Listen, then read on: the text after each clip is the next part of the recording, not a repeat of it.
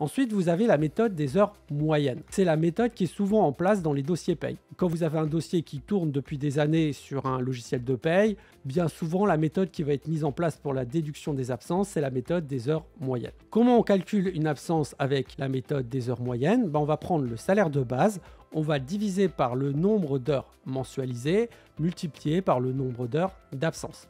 Le nombre d'heures mensualisées correspond à une moyenne d'heures sur l'année.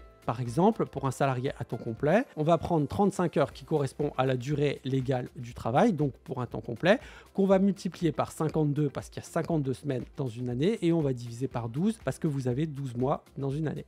Un point important avec la méthode des heures moyennes, c'est qu'il est important de comparer entre payer la présence et déduire l'absence. C'est-à-dire que quand vous avez un salarié qui est absent et que vous utilisez la méthode des heures moyennes, vous devez regarder ce qui est plus avantageux pour le salarié entre déduire l'absence ou payer la présence. Ce comparatif n'existe pas sur la méthode des heures réelles, c'est pour ça que c'est une méthode qui est plus confortable pour un gestionnaire de paye.